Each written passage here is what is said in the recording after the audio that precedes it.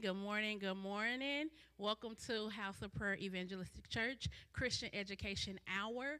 Today we are going to continue in our series from our seed journal that's fighting the negative isms, addressing racism, sexism, ageism, the church.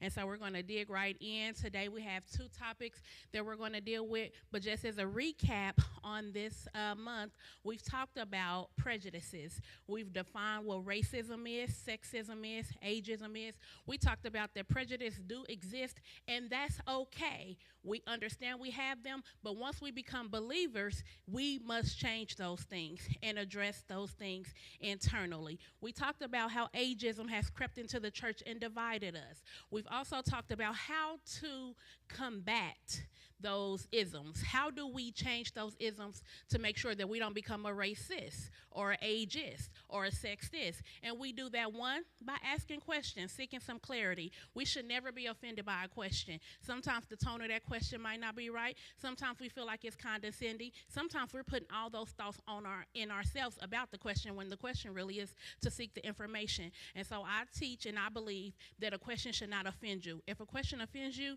that means there's something that you need to work with internally. Whether that person's delivering it in the right way or not, take that opportunity as an opportunity of witnessing as a believer and as an opportunity to share your position and your perspective on where you want to go. And so we talked about those things. We had some questions in this book that was cultivating the ground, digging up those things within us. I didn't spend a lot of time on these questions because I wanted us to get to a place where we are really truly doing those self-evaluations and those self-reflections. One thing I've grown to do is evaluate where Portia is. Another thing I've grown to do is be honest to where Portia is. And there are sometimes I'm going to say, I don't prefer to share that information with you. There's nothing wrong with that. That's just where we are. Now, they can begin to seek more questions. Well, why not, sis? Why wouldn't you want to share that with me? And we can have a conversation. We can have a dialogue. We talked about last week having those uncomfortable conversations. Sometimes it's hard to press past that answer. It's like, why she say that to me? Well, maybe seek that clarity or really choose to move forward and move on. We also talked about a way to fight those isms is honestly to mind our business. There are some things that just really don't concern us, and we find ourselves dealing with these things over and over. I wonder why sister such and such don't have her children sitting by her.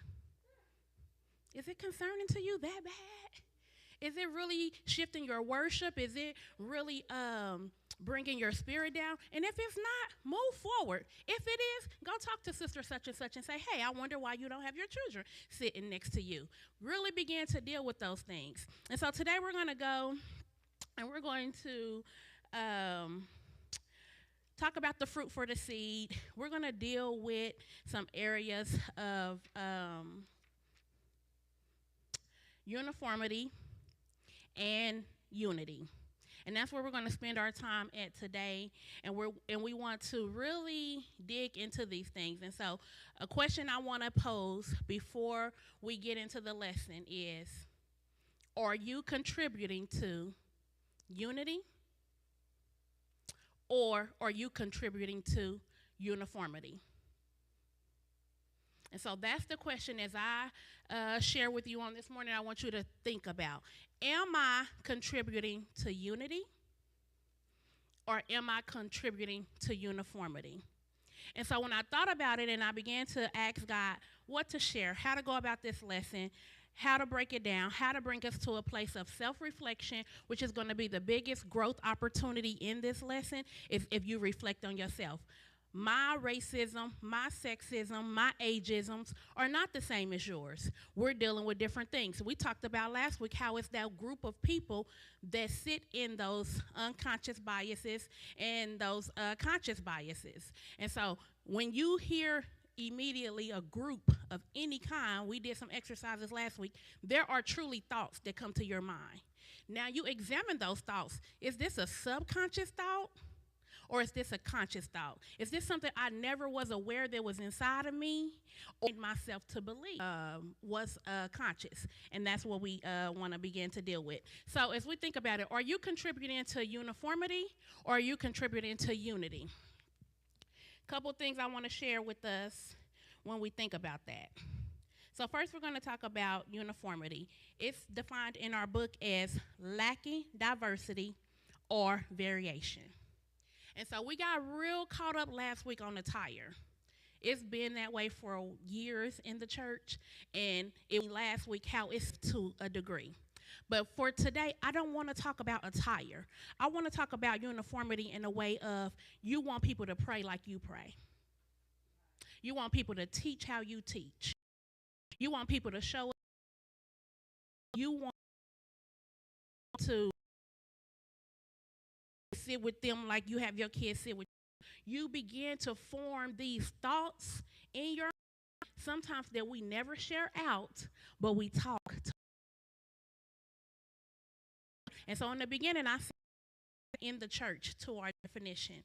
And a lot of you might have thought the church meaning this building. I really meant the church that's within us because we are the church. And so we're going to address these isms that's in us.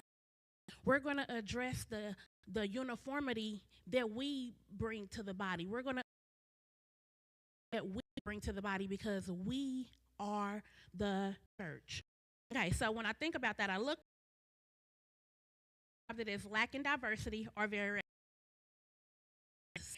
In the way that she is, I love how she is. I love what she does. There's things I cannot even dare to do. She kills them. I love them on her. In us, I don't pray like her. You know, I don't meditate, worship like her for a reason. But they're in the church. I don't like the LaPorsha worship. She loud. Well, I think God created me like that. And maybe come and ask me, why is your worship so loud? And maybe we can have a conversation and we can dialogue about that thing, okay? So when we think about uniformity, are you contributing to that? Are there things that secretly in your mind that you never want to share as externally, that you're spreading through? Talk about everybody being needed. But if we think about a puzzle, none of those pieces are the same. But when they come together, beautiful picture. If we are trying to compare the body of Christ, we understand needed. Why a piece to look at? It's in a variety of reasons. And sometimes we come in and we feel that whoever's messenger or whoever is bringing the word didn't do it in a way. It might not